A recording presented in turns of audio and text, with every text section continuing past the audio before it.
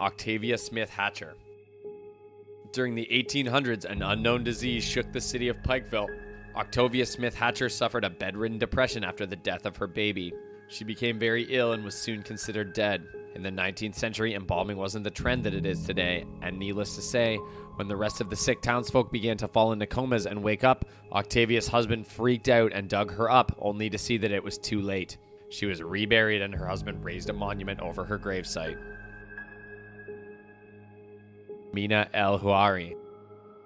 Mina, a 25-year-old Frenchwoman, went to Fez, Morocco with her boyfriend, and she fell onto the floor mid-date, so her date buried her in his backyard.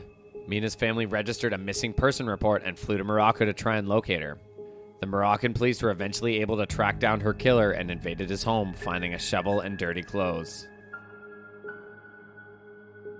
Mrs. Boger. A lady named Mrs. Boger suddenly died of unknown causes in 1893. As the doctors confirmed her death, she was buried. A friend of Mrs. Boger's told her hubby, Charles, that his wife had experienced from hysteria before he had met her. It was likely she hadn't been dead. He dug up the grave to find her body turned over, her clothes were all torn off, and the coffin lid was broken. Angelo Hayes. Angelo Hayes was riding his bike around France when he ran into an accident and was pronounced dead on the spot before being immediately buried.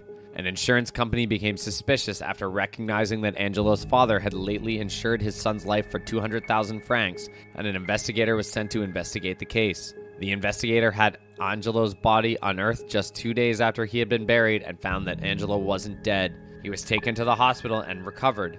Angelo would go on to invent a security coffin with all the bells and whistles to ensure that no one else suffered the fate of untimely burial. Mr. Cornish.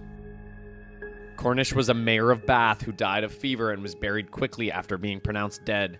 The gravedigger was halfway done when he paused for a drink with some visitors. They heard the sound of stifled moans from Mr. Cornish's half-buried grave. Sadly, by the time he'd been dug up, he had run out of oxygen and died. The 6-year-old who survived. In 2014, an Indian girl was told by a married couple that was close to the family that her mother wanted them to accompany her to an exhibition a few villages over. They reached an extensive sugarcane field and they moved to strangle the girl and bury her for an obscure reason.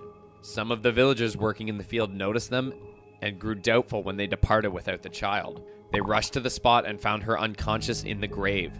She was taken to the hospital and saved. Buried alive voluntarily. A man thought that burying himself alive for 24 hours would make him successful for the rest of his life. With the help of a friend, he dug a grave outside the city of Blagoveshchensk, inserted a makeshift coffin with air piping, a single bottle of water, and a cell phone. The man got inside the coffin, his friend covered him with mud, and then left. The man called his friend just once to tell them he was okay, but when the friend returned in the morning to take him out, he found him dead. Lawrence Cawthorne.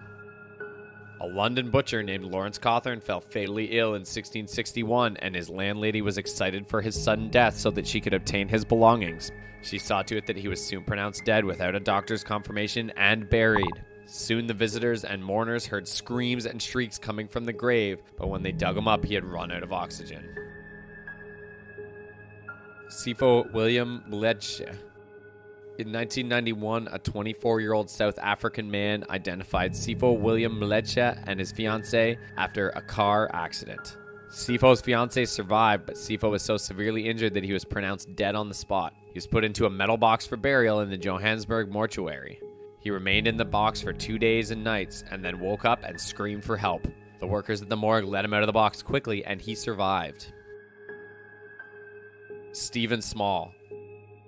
Stephen Small was an Illinois publishing and media heir who was buried alive in a wooden box near the city of Kankakee. His assailants crafted a plan to seize him while asking for a $1 million price for his family members.